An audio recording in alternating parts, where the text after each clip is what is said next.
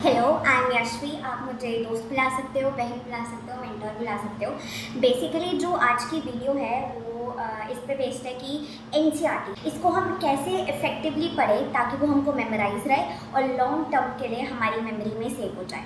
मैंने खुद bio, physics, chemistry तीनों ही बुक्स खुद पढ़ी है और ये मेरी खुद की ही पीडीएफ्स है जिसमें मैं आपको सिखाऊंगी।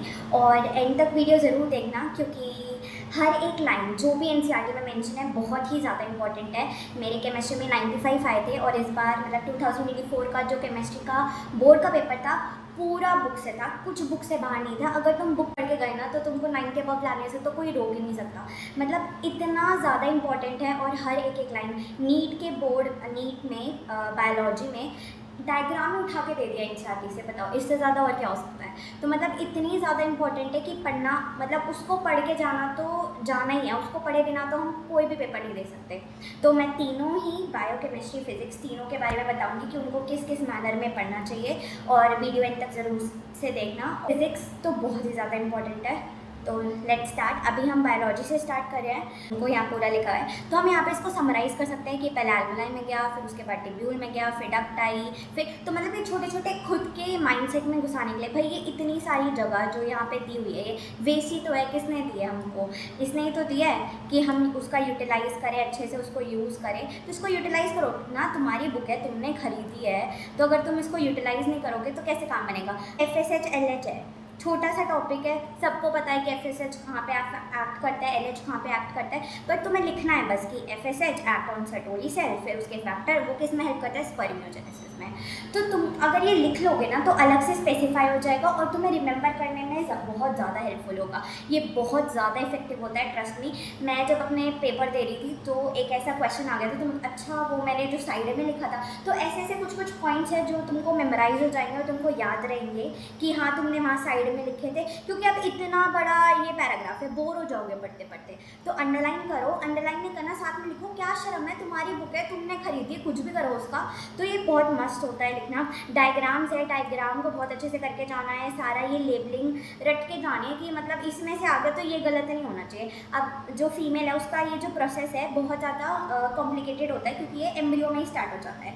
तो तुमको इसको कैसे सिंप्लीफाई करके रखना है कि पहले जर्म में एपिथेलियम, फिर ओवेनेसिस, फिर मतलब एक फ्लो चार्ट बना लो, एक डायग्राम बना लो जिससे कि तुम्हें विजुअल, अब हम कोई मूवी देखने जाते हैं वो हमको कितनी जल्दी से याद हो जाती है कि इसके बाद ये सीन था, इसके बाद। तो विजुअल्स जो है ना वो हमारे ब्रेन पे बहुत ज़्यादा इफेक्ट डालते हैं और विजुअल्स को मेमोराइज करना आसान होता है। तो डायग्राम्स बनाओ। देखो मैंने कितने सारे डायग्राम्स बनाए, मेरे बोर्ड्स में 95 आए थे और मैंने नीट में मतलब मेरे एक दो ही गलत थे और वो भी मैंने मतलब मेरे को आते थे, मैंने गलत कर दिए। लेकिन तुमको मेमोराइज अपने आप को बताना है कि भाई पढ़ो। लर्निंग जो है ना वो एक प्रोसेस है और इसको जितना हैप्पीली होके तुम इस प्रोसेस को एंजॉय करोगे, पढ़ोगे, उतना तुम्हारे लिए बेनिफिशियल होगा।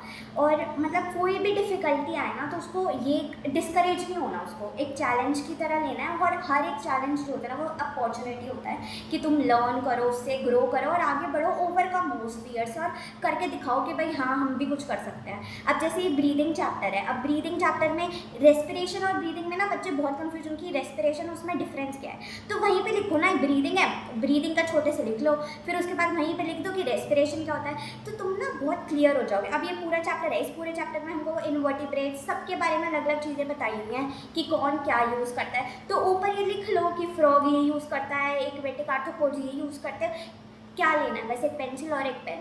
इससे 100% मैं तुमको बता सकती हूँ कि जितना इससे तुम्हारे माइंड में रिटेन होगा ना वो और किसी से नहीं हो सकता। एनसीईआरटी पढ़ने के लिए ना तुम्हें 3 R is very important. Read, rewrite और रिवाइज। पढ़ो फिर अलग से लिखो वहीं पे ही, और ना नोट्स लेने की ज़रूरत है ना कुछ, एक पेंसिल बस और अपनी किताब। इतनी सारी जगह जो साइड में ये दी हुई है, किस किस काम किया है, ये यूज़ करो ना, यूटिलाइज़ करो। क्या हो गया, तुम्हारी बुक है वो किसी और ने खोल ली, क्या होगा। अगर ऐसा करने से तुम्हें 10-12 नंबर एक्स्ट्रा मिल सकते हैं तो क्या बुराई है, गो फॉर इट। है कि मेरे को पूरी बुक रिवाइज करनी है, हर पन्ना पढ़ लो, हर पन्ने का जो मेन पोर्शन तुमने लिखा है वो पूरा रिवाइज करो, हो गया पूरा चैप्टर रिवाइज। और हर छोटी छोटी बात, बेवकूफ़ से बेवकूफ़ बात तुम ये क्यों घबरा रहे हो भाई? लोगों को लगता है मुझे ब्रीदिंग और रेस्पिरेशन में फ़र्क ही नहीं पता, हम तो लिखेंगे ही नहीं। भाई नहीं पता, लिखो, तुम्हारा बेनिफिट है। तुम ये सोचोगे कि दूसरे क्या सोचेंगे, फिर तो हो लिया काम। डायग्राम बनाओ, बनाया हमने ऐसे, लेबलिंग करी, समझ में आया, तो ऐसे करना चाहिए और ये बेनिफिशियल होगा, तुम्हारे लिए ही बेनिफिशियल होगा। और कुछ किसी का कुछ नहीं जा रहा, जब नंबर आ जाते हैं ना तो सब यही देखते हैं मार्क्स कितने आए, तुमने क्या पढ़ा, कैसे पढ़ा, किसी को कोई फ़र्क नहीं पड़ता ये। तो मैं क्या करती थी, जैसे मेरे पेपर्स होते थे, टेस्ट होते थे, उसमें कुछ गलत हो जाता था तो रेड पेन से बुक में ही लिख लिया, क्योंकि अब मैं पेपर्स ढूंढूंगी, फिर पेपर में से पढ़ूंगी, अच्छा ये मेरी मिस्टेक हुई थी, फिर मैं बुक खोलूंगी, बुक से अलग पढ़ूंगी, नोट्स खोलूंगी, सब एक जगह लास्ट मोमेंट पे रिवाइज करना है, तो सब एक जगह रखो, एक जगह सारा काम करो, ताकि तुम्हें टाइम ना वेस्ट हो। एक एक सेकेंड, एक एक मिनट, तुम्हें तो पता ही है नीट में 1 मिनट में एक क्वेश्चन सॉल्व करना होता है, और बायोलॉजी तो आधा सेकेंड, ताकि फिजिक्स के लिए टाइम मतलब तुम्हारे लिए बच जाए। तो फास्ट चीज़ों को करना सीखो, कोशिश करता है ना तो ही भगवान साथ देता है, कोशिश कभी कम नहीं होनी चाहिए, एफर्ट्स हमेशा डालते जाओ और पढ़ते जाओ। अभी रेस्पिरेशन रिदम में DRG होता है, VRG होता है, फिर उसमें फर्दर क्या होता है, तो करो भाई, कोशिश करो, क्या करो, कोशिश करो। और अगर तुम कोशिश करोगे ना तो भगवान, मैं लिख के दे रही हूँ कि हाँ, मैंने लास्ट के सिर्फ 2.5 महीने पढ़ा था अपना 12th का बोर्ड, बाकी मैं पूरा नीट के लिए पढ़ रही थी और स्टिल मेरे 94% आए। तो क्या मैटर करता है कि तुम्हारे एफर्ट, तुम्हारा हार्डवर्क और थोड़ा सा स्मार्ट वर्क, क्योंकि स्ट्रैटेजीज बनाकर चीज़ मेंशन करो, मतलब गोले लगाओ, जो नहीं आ रहा समझ, गोले लगाओ, सर्कल लगाओ, पर करो। अब मैंने इतना लिखा है, चाहे जो अंदर पैराग्राफ में लिखा है ना उसको भी बाहर लिखा है, ताकि मेरे दिमाग में रिटेन हो जाए। कोई अलग पेपर लेने की ज़रूरत नहीं, कुछ नहीं ज़रूरत, बुक में इतनी सारी खाली जगह छोड़ के देता है NCERT में, यूज़ करो ना, उनको कब यूटिलाइज करोगे। करना वही है, पढ़ना, वो भी NCERT पढ़ रहे हो, तुम भी NCERT पढ़ रहे हो, लेकिन किस वे में पढ़ रहे हो, किस स्ट्रैटेजी में पढ़ रहे हो, किस तरीके से पढ़ रहे हो, क्या मैनर है, बस वो मैटर करता है। अब ये पेज है, मैंने यहाँ पे करा हुआ है, अलग से लिखा, मतलब ये इग्नोर्ड पार्ट है ऑफ द NCERT, इतना बड़ा है, कोई नहीं पढ़ता कि भाई बोरिंग है, बस एग्जाम्पल पढ़ लिए, पता है हैप्लॉन्टिक में एग्जाम्पल आता है, डिप्लॉन्टिक, किसी दिन सवाल घुमा के आ गया ना, उस दिन ख़त्म तुम्हारा, और कुछ नहीं हो सकता फिर। ये तो थी बायोलॉजी की बात। अब केमिस्ट्री का तो बोर्ड्स का सारा पेपर, मैं कहती हूँ सारा का सारा पेपर बुक से आया था, ना मैंने कोई एक्स्ट्रा बुक पढ़ी, ना फिजिक्स केमिस्ट्री बायो, किसी में भी कोई एक्स्ट्रा बुक पढ़ने की ज़रूरत नहीं है, कोई बाहर से गाइड लेने की ज़रूरत नहीं है। NCERT is the main guide, वो पढ़ के जाओगे तो 90 अबव क्या 95 फुल लाने से कोई नहीं रोक सकता। बट हाँ, पढ़ना अच्छे से है, ऐसा पढ़ना है कि भाई अब तो भूलेगा ही नहीं। क्वेश्चन फॉर्मेशन के आगे डालो, अब जैसे ये है, यहाँ पे एक क्वेश्चन है और फिर उसके आगे सॉल्यूशन है, ये एग्जांपल है, ये असर्शन रीजन करके आ सकता है कि असर्शन में आ गया ये और रीजन में आ गया ये, तो तुमने पढ़ा होगा तभी तो तुम्हें पता होगा कि हाँ ये असर्शन रीजन बन सकता है, और assertion is correct explanation of reason या बोथ करेक्ट। तो ऐसे क्वेश्चन फॉर्म करो ताकि तुम्हें पता लगे कि किन किन वे में क्वेश्चन पूछ सकते हैं, किस में आ सकते हैं क्या। हर इंटेक्स, मैंने ऐसा कोई भी इंटेक्स नहीं है जो मैंने नहीं करा, हर इंटेक्स, हर एग्जाम्पल, हर बीच में भी कोई क्वेश्चन होएगा ना वो भी करना है। गूगल करो, क्यूरियोसिटी लाओ, करो, पर एफर्ट करो, मेहनत करो, तो ही होएगा। बिना एफर्ट करे, हार्डवर्क करे, तुम सोचो कि थाली में खाना परोस के मिल जाए, हम बता सकते कि ऐसे चलना है, ऐसे करना है, पर करना तुमको पड़ेगा। बुक खोलो, पढ़ो, लिखो। अगर बुक खोलोगे ही नहीं तो पढ़ोगे कैसे? तो उसको खोलो, लिखो, पढ़ो अच्छे से। अब ये सीरीज़ है, बहुत मुश्किल है याद करना, लेकिन करो। सेरीना परसों न्यू प्रोजेक्ट सबमिट यूरोप गई, बना लिया, कितना सारे। सेरीना परसों न्यू प्रोजेक्ट सबमिट करने यूरोप गई, अब पहले पहले लेटर से पूरी टेबल याद हो गई। हर ग्राफ, चाहे NCERT बायो का हो, केमिस्ट्री का, फिजिक्स का हो, हर ग्राफ करना बहुत ही ज़्यादा ज़रूरी है। ये पिन मैंने उसी चैप्टर जब खत्म होता है ना, हर चैप्टर के बाद मेरे नोट्स हैं जो मैं पढ़ती थी, ताकि मुझे अलग से अपनी कोई बुक या कॉपी खोलने की ना ज़रूरत पड़े। उसको लगाओ पीछे और पढ़ो आराम से, क्या दिक्कत है। अपना पूरा रिवाइज, चैप्टर NCERT हो गया, नोट्स हो गए, PYQ जो सॉल्व हुए हैं वो, उस जो गलत हुए क्वेश्चन वो मैंने बुक में लिख लिए, तो सब तुम्हारा रिवाइज हो जाएगा एंड में, और तुम्हें कुछ नहीं करनी पड़ेगी। अब आते हैं मेन इंपॉर्टेंट चीज़ के ऊपर, फिज़िक्स। सबका रोना एक ही है, फिज़िक्स कैसे करें। मेरी फिज़िक्स बहुत ख़राब थी। मैं 11th में जब मैंने पढ़ी थी, तो जब मैं प्रैक्टिस पेपर्स देती थी तो ऐसा टाइम था मेरे 180 में से 50 आ रहे हैं, 40 आ रहे हैं, और मैं एक टाइम पे था कि भाई मैं तो बोर्ड्स में भी नहीं ला पाऊँगी और मेरा नीट तो होएगा ही नहीं, मेरे से कुछ नहीं होगा। लेकिन क्या, एक चीज़ जो मैंने करी कि कोशिश हिम्मत नहीं आ रही, अपना बेस्ट दिया, जो होगा आगे भगवान देख लेगा, पर खुद से नहीं रुकना, खुद से नहीं बोलना कि मैं नहीं कर सकती। इंट्रोडक्शन कौन पढ़ता है आजकल? बहुत कम बच्चे हैं जो फिजिक्स के एनसीईआरटी पढ़ते भी हैं, तो और इंट्रोडक्शन स्किप कर देते हैं, अच्छा मेन से पढ़ता है। अब क्वेश्चन फ्रेम करो, devices where charge flow in steady manner. अब ये डिवाइस है, आ गया क्वेश्चन तो मुझे आना चाहिए ना। अब केमिस्ट्री में आ गया था, जैसे इस बार 2024 बोर्ड्स में केमिस्ट्री में आया था, तो फिजिक्स से भी आ सकता है, बड़ी बात थोड़ी ना है कोई। अब ग्राफ्स हैं, सबको पता है आईटी के बीच का जो एरिया होगा वो हमको चार्ज देगा, लेकिन लिखो साइड में ताकि तुम्हारे माइंड में वो रिमेंबर होती रहे बात।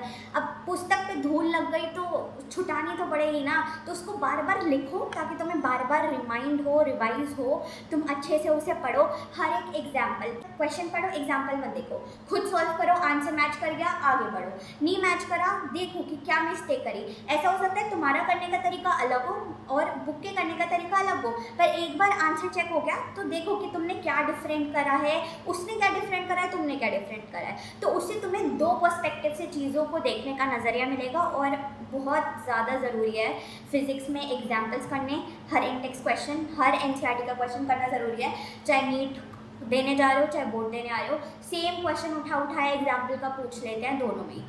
तो बहुत ज़्यादा ज़रूरी है कि तुम ये दो चीज़ तो करके ही जाओ। अगर तुम्हें चैप्टर नहीं पढ़ना ना, समरी पढ़ लो, वो भी आगे मैं दिखाऊंगी तुम्हें कैसे। अब ये एग्जाम्पल है, मैंने पूरे पढ़े, मुझे ऐसा लगा कि अच्छा इसमें से मुझे बी और ये जो ई है वो मुझे नहीं आ रहे थे, तो मैंने डॉट लगा लिया कि अगली बार जब मैं चैप्टर रिवाइज करूँगी तो ये दो मुझे पढ़ने, क्योंकि मुझे नहीं आ रहे थे और वो मुझे पहले से याद थे, तो वो मुझे पढ़ने की ज़रूरत नहीं है। अब ये है डायग्रामेटिकल फॉर्म में बनाओ, इतना सा है, तो मैं लगेगा क्या बनाया ये, तो ऐसे ही समझ ले कोई बंदा, पर बनाओ, लिखोगे ना तो वो यहाँ छपेगा कि तुमने ऐसे ऐसे साइड में ये लिखा था। तो करो, करना ज़रूरी है। एक क्वेश्चन पूछ लिया, 5 नंबर चले जाएंगे अगर नहीं आता होएगा तो अपना अलग से कोई डेरिवेशंस बनाओ ताकि तुम्हें मेमोराइज होने में याद रहे। अब पूरा जो पेज था इसमें कुछ इंपॉर्टेंट नहीं था, एक तो ये इंपॉर्टेंट था और इस पूरे पेज में ना लास्ट में लिखा था कि अल्फा की डायमेंशन क्या होती है। अब तुमने पढ़ लिया और अगर ये क्वेश्चन आ गया तो तुम्हारी बल्ले बल्ले, अगर ये क्वेश्चन आ गया और तुमने नहीं पढ़ा तो ये क्वेश्चन कौन सा था, हमने तो पढ़ा ही नहीं। तो जब पढ़ोगे खोलोगे तभी।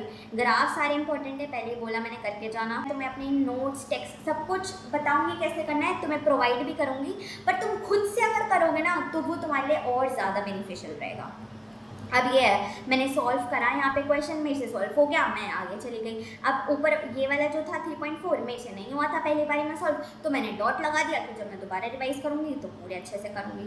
तो ये करना आना चाहिए, कोशिश करनी। एनसीईआरटी का हर एक क्वेश्चन देखो, ये मुझे डॉट लगा दी जो मुझे नहीं आया और मैंने दोबारा से सॉल्व करा।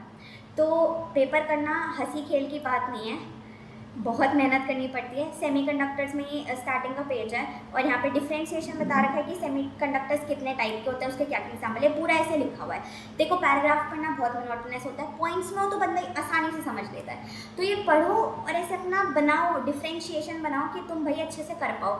हर एक चीज़ बहुत इंपॉर्टेंट है। तुम्हारी बुक है, कितनी गंदी करो, गुजड़ मुचड़ करो, पर अगर तुम्हें ऐसे करके ज़्यादा समय तक के लिए याद हो रहा है ना तो ये करना कोई बुरा नहीं है। अगर ऐसे करके तुम्हें अच्छे नंबर आ रहे हैं, तुम्हारे परिवार खुश हो रहा है, तुम्हारे फैमिली मेम्बर खुश हो रहे हैं, तो भाई क्या बुराई है। अब जैसे मैंने बोला अगर टाइम कम है, अब तुम लेट शुरू कर रहे हो तो सिर्फ समरी पढ़ के जाओ। तो समरी में भी भाई सबको पता है कि कन्वर्जिंग में ऐसे जाती है रेज और डाइवर्जिंग में ऐसे जाती है, लेकिन बनाओ, जितनी बार लिखोगे, जितनी बार अपनी वो धूल हटाओगे ना, वो उतना साफ होता जाएगा, तो उतनी ज़्यादा तुम्हारी मेमोरी में वो रिटेन रहेगा, उतनी ज़्यादा बार तुम्हारी मेमोरी में वो स्टोर रहेगा। और रिसेंट होगा ना तो रिसेंट चीज़ें होती रहे तो कितना ज़्यादा याद रहता है। कि फोकस रखो और अपने आप को कभी भी किसी से कम मत समझो और खुद पे फोकस करो, खुद पे फोकस करो। जितना तुम खुद पे फोकस करोगे, अपने आप को कल से बेहतर बनाओ, अपने आप को मोटिवेट करो, हर रोज़ उठ के अपने आप को बोलो कि मैं कर सकता हूँ, और आपको कल से बेहतर बनाते जाओगे ना जिस दिन, और कंसिस्टेंट रहोगे, उस दिन तुम दुनिया को देखना छोड़ दोगे। और जब दुनिया को देखना छोड़ दोगे और अपने ऊपर फोकस करोगे ना, तो सक्सेस से कोई नहीं रोक सकता। तुम्हें कोई भी दिक्कत हो, कोई भी परेशानी हो, कमेंट करना, मैं ज़रूर देखूँगी, ज़रूर उस पर वीडियो बनाने की कोशिश करूँगी। और मैंने बहुत कुछ प्लान कर रखा है तुम सबको हेल्प करने के लिए। नोट्स कैसे बनाने हैं, किस हिसाब से पढ़ना है, मैं बायोलॉजी भी पढ़ाऊँगी तुमको, तो उसके लिए सब्सक्राइब कर देना और स्टे ट्यून। अपनी हेल्थ सही रखना। अब जाओ पढ़ो, बाय बाय।